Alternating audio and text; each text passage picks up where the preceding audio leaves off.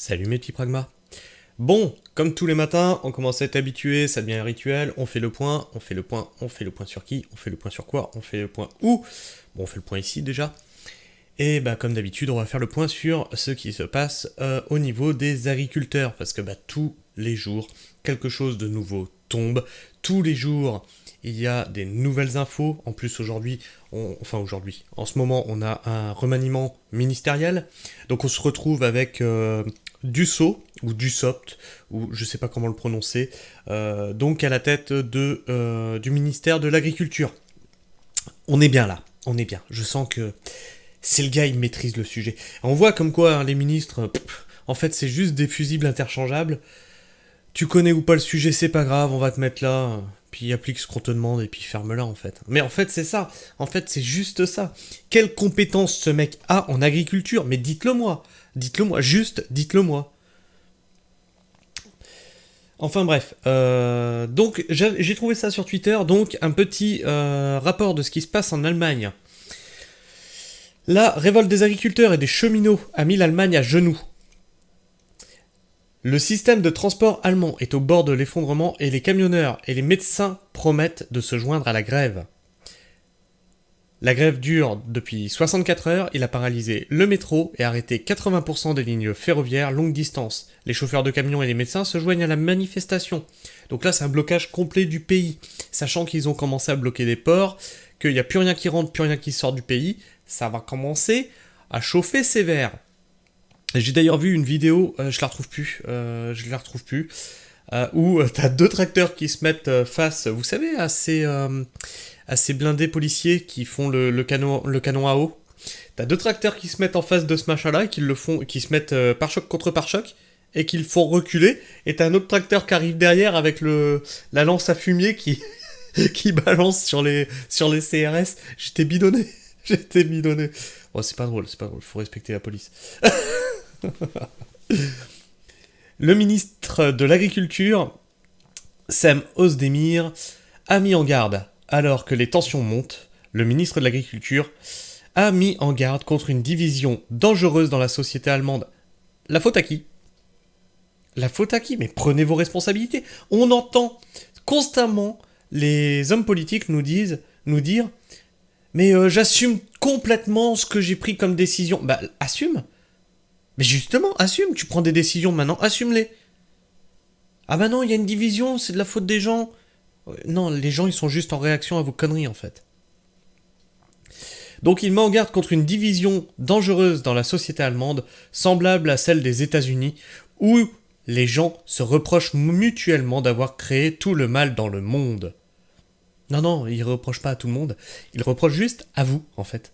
Oui, oui, juste vous, en fait. Et c'est partout pareil, dans toute l'Europe. C'est pas le peuple, on vous met tous, en fait. Que ce soit le charpentier, que ce soit le maçon, que ce soit le médecin, que ce soit l'infirmière. Vous savez, ces infirmières que vous avez dégagées des hôpitaux parce qu'elles refusaient de se faire vacciner. Vous vous rappelez de ça? C'est vous, ça aussi. Le chancelier Scholz a essayé de faire des concessions aux agriculteurs, mais cela n'a pas aidé. Parce que c'est pas des concessions, en fait, c'est juste un reculer pour mieux sauter. Donc, ça, c'est ce qui se passe en Allemagne. Donc là, ça commence vraiment à être la merde. À un moment, ça va lâcher d'un côté ou de l'autre. Si le gouvernement lâche pas, de toute façon, le pays est à genoux, il n'y a plus rien qui rentre, plus rien qui sort. Les trains ne marchent plus, les routiers se mettent en grève, les ports sont bloqués. Comme ça, c'est réglé. Et donc je vais vous faire donc un article du Point. Alors, je refais une petite précision.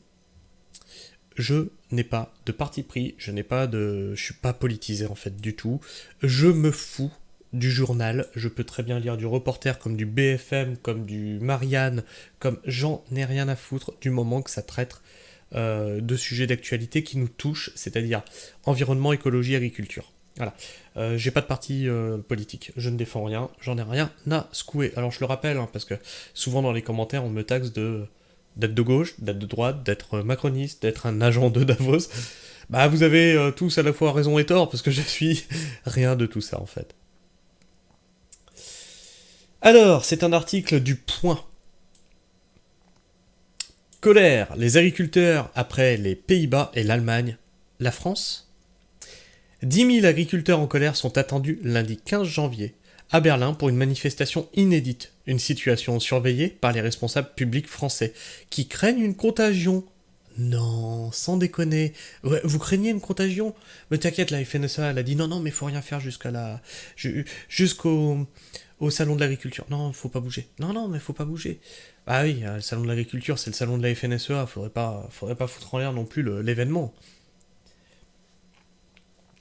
C'est un dossier surveillé de près qui promet bien des nuits blanches. En prenant ces quartiers, le nouveau gouvernement, à commencer par le ministre de l'Agriculture, trouvera une bonne place sur son bureau la situation inflammable de la ruralité et de l'agriculture.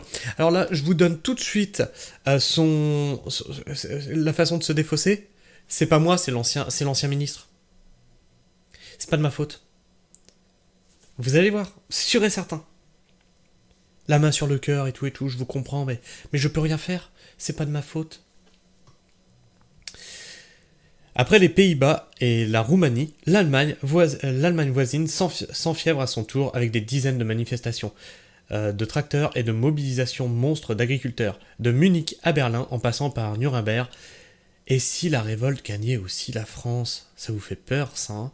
Et si elle gagnait la France, et qu'en plus les gilets jaunes ressuscitaient, et qu'en plus les routiers se mettaient avec les agriculteurs, parce que eux aussi, ils sont pénalisés de cette hausse constante des carburants, et si les médecins se mettaient aussi dedans, puis vous savez, les Français que vous emmerdez, là, qui se sont pas fait vacciner, bah ils s'y mettaient aussi. Oh, ça ferait bizarre. Oh, ça ferait bizarre.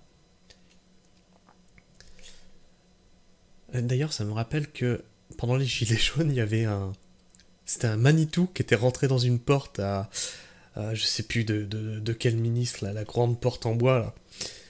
Ben là, il n'y en aura pas que un de Manitou, les gars. Il y en a, là, des tracteurs de plusieurs dizaines de tonnes. D'ailleurs, en Allemagne, c'est 100 000 tracteurs qui sont mobilisés. C'est pas rien, hein, 100 000 tracteurs. Je sais pas si vous imaginez ce que c'est. En février dernier, des milliers d'agriculteurs s'invitaient déjà dans les rues de Paris, au volant de leurs engins agricoles. Ah bon? Ah bon? Mais qui en a entendu parler? Et donc, ils le savent, hein, au niveau du gouvernement. Mais qui en a entendu parler? Vous le saviez, vous? Pour protester contre les contraintes pesant sur le secteur, les coûts de production, la flambée des prix de l'énergie et les restrictions de pesticides, notamment en tête. Stationnée place des Invalides, non loin du ministère de l'Agriculture, la manifestation lancée à l'initiative de la FNSEA, donc les copains du gouvernement, donc autant vous dire que ça n'ira pas bien loin, c'est juste une manifestation symbolique, et du syndicat des jeunes agriculteurs, avait provoqué quelques 420 km de bouchons en région parisienne. Moins de 10 mois plus tard, une large opération nommée On marche sur la tête, constituée de dizaines de manifestations d'un bout à l'autre du pays, avait convaincu à la mi-décembre le gouvernement de renoncer à la hausse de la redevance pour pollution diffuse, RPD. Elle est géniale leur taxe. La redevance pour pollution diffuse. Quand je vous dis que l'écologie, pour un homme politique, c'est juste un système pour vous taxer et vous soumettre. Donc, pour pollution diffuse, RPD, perçue sur les ventes de pesticides, ainsi qu'à celle de la redevance pour prélèvement sur la source en eau pour l'irrigation. Donc, ils sont aussi taxés quand ils irriguent, en fait. Elle est pas belle, la vie. Alors, pour les pesticides, parce que je sais qu'on va me tomber dessus dans les commentaires, mais je suis pas pour, en fait. Je suis vraiment pas pour les pesticides. Cela dit, parce que la vie est faite de nuances, moi, si je peux me permettre de ne pas en utiliser, si je peux me permettre de ne pas utiliser d'herbicides, si je peux me permettre de ne pas utiliser de quoi que ce soit, en fait. Moi, je travaille vraiment en travail de sol vivant, avec des produits, c'est des purins qu'on fait nous-mêmes. Si je peux me permettre ça, c'est parce que je suis sur petite surface. Maintenant, imaginez-vous avoir plusieurs dizaines d'hectares, vous n'allez pas désherber ça à la main. Vous n'allez pas contrôler les ravageurs à la main non plus. Juste imaginez ça. Alors vous allez me dire, oui, mais dans le bio, ils y arrivent bien. Alors, dans le bio, vous avez le droit à la bouillie bordelaise. La bouillie bordelaise, c'est du cuivre. C'est un métaux lourd, les gars. Hein. Et ça se retrouve dans votre nourriture. Alors, vous allez me dire, ouais, mais s'il y a que ça. Alors, allez voir le reportage d'Élise Lucet sur le bio, et vous allez voir qu'ils ont... Ça s'est ouvert, hein, le marché du bio. Hein. Ils ont accès à une liste de pesticides qui est longue comme le bras. Et qui se retrouvent aussi... On en retrouve des traces quand vous les consommez. Alors, est-ce que je peux en vouloir aux agriculteurs? Mais non, ils font avec les moyens qu'ils ont. Sinon, bah, déjà, ils sont à ras la gueule de taxes, de charges, de machin et tout. Vous voulez qu'ils embauchent du monde? Ils font comment après? Ils font comment? Ils peuvent déjà pas vivre. Fin d'avantages fiscaux sur le carburant. Il n'empêche, d'un côté ou de l'autre du Rhin, les ferments de la colère restent les mêmes. Les causes sont partout identiques, abonde le patron de la FNSEA, Arnaud Rousseau. Un volet européen de normes avec le Green Deal, empreint de décroissance, qui n'a pas été compris. Ah bah oui, vous êtes trop con. Vous êtes trop con, en fait. On n'a pas... Vous vous rappelez, c'était comme le dernier référendum qu'on avait eu, qu'on a dit non à l'Europe. Vous en rappelez de celui-là? Et en fait, ils ont dit, ouais, mais non, on prend pas votre vote en compte, en fait, parce que, en fait, on n'a pas fait assez de pédagogie, vous avez mal voté. Et là, ils nous font la même. Donc, le Green Deal, empreint de décroissance, ça n'a pas été compris, en fait. Ils n'ont pas fait assez de pédagogie, vous êtes des nazes. Des réglementations imaginées par les hauts fonctionnaires, très éloignées de la réalité vécue dans les exploitations et les entreprises. Et, bien sûr, ce sentiment de perdre notre souveraineté avec des importations agricoles en constante hausse. Bien sûr, les étincelles qui ont mis le feu à la paille d'un pays à l'autre diffèrent. Aux Pays-Bas, c'est un plan drastique de réduction des émissions d'azote, majoritairement d'origine agricole. Lancé en 2020 sur injonction européenne, oh tiens, c'est surprenant. Donc si c'est lancé en 2020 sur injonction européenne, ça sera chez nous aussi, hein. Faut pas vous leurrer. Hein. Qui a déclenché les plus importantes mobilisations depuis des années dans le pays. Les nouvelles réglementations ont conduit près de 3000 fermes néerlandaises à avoir leur permis d'exploitation, pourtant régulièrement délivrés, déclarés subitement illégaux. 3000 fermes illégales. C'est fou, hein? Non, c'est de la folie. C'était hier, je vous disais, quel est le projet? Le projet, c'est de dégager les agriculteurs et récupérer leurs terres. Et les fournir à l'agro-industrie. Hein. Regardez ce reportage. Hold up sur les terres agricoles. Vous allez comprendre. Vous allez vraiment comprendre. En Allemagne, c'est la fin d'une niche fiscale sur le carburant qui a conduit à l'embrasement. Je vais finir le paragraphe, je commente après. Aggravé par une relation chaotique avec les éleveurs et le ministre de l'Alimentation et de l'Agriculture, l'écologiste et végétarien Cem Özdemir, en Allemagne, comme en France, personne ne conteste la nécessité de la durabilité. Ce sont les modalités pour y parvenir que nous contestons. Les pouvoirs publics veulent aller trop haut, trop vite, trop fort, comme commente Christiane Lambert, ancienne patronne de la FNSEA, aujourd'hui présidente du comité des organisations professionnelles agricoles de l'Union Européenne. COPA. Non, elle n'est pas montée. Hein, regardez bien la collusion. FNSEA. Hop, un poste à l'Union Européenne. Oh, c'est magique. Et c'était sur ça que je voulais revenir. Parce que ça, ils vous le font passer comme une petite phrase. Ouais, ils avaient des avantages, c'est pas normal. C'est la fin d'une niche fiscale, vous avez vu le mot qu'a employé, c'est une niche fiscale, sur le carburant qui a conduit à l'embrasement. Dites-moi, le fioul domestique pour vous chauffer, vous le payez aussi cher que le gasoil que vous mettez dans votre voiture? Non, hein, c'est bien ça, vous le payez pas aussi cher. C'est une niche fiscale? Non. Hein. Ben, c'est exactement la même chose. En agriculture, on appelle ça le GNR, gasoil non routier. On appelle ça aussi le rouge, parce qu'il est teinté en rouge, pour justement pas que vous puissiez le mettre dans la voiture, ou si vous vous faites contrôler, c'est tout de suite visible. Eh bien, c'est pour ça qu'il est défiscalisé. C'est parce qu'il est fait pour être dans des machines-outils, et pas dans des véhicules. C'est pas une niche fiscale, tu peux pas investir dedans. Par contre, toutes les évasions fiscales qu'on voit à droite à gauche, là, hein, de ceux qui... Les décisionnaires, justement, hein, ceux qui ont les grosses boîtes. Ah non, mais ça c'est bon, ça va. Non, non, mais c'est bon. Si la France connaît également un plan de réduction d'émissions d'azote comme la fin d'avantages fiscaux sur le carburant, ceux-ci ont été négociés avec les syndicats pour s'étaler dans un temps long, évitant ainsi une explosion du monde agricole comparable à ses homologues européens. Non, là, juste, vous foutez le doigt dans l'œil. Sur le carburant, nous avons négocié une évolution qui aura lieu sur 6 ans. Voilà, mais c'est juste reculer pour mieux sauter. Dans 6 ans, vous êtes la corde au cou. À terme, nous laissera tout de même 2/3 de notre niche fiscale. Ce n'est pas une niche fiscale, arrêtez d'utiliser ce mot. Témoigne Arnaud Rousseau. Et puis, il y a eu les lois alimentation 1, 2, 3 qui restent protectrices et qui nous permettent d'avoir des prix calculés en fonction des coûts de production, abonde Christiane Lambert. Christiane Lambert, je rappelle, Comité des organisations professionnelles agricoles de l'Union européenne. Hein, qui elle sert? Les agriculteurs? Et elle parle au nom des agriculteurs. Et puis il y a eu la loi alimentation 1, 2, 3 qui reste protectrice et qui nous permettent d'avoir des prix calculés en fonction des coûts. C'est quoi ton salaire déjà? Non, juste qu'on compare. Le salaire moyen d'un agriculteur en France, c'est combien? Non, juste pour faire une échelle de comparaison. C'est 700 €, hein, si vous vous demandez. Cela explique que la situation en France, si elle est inflammable, n'est pas de la même intensité qu'ailleurs.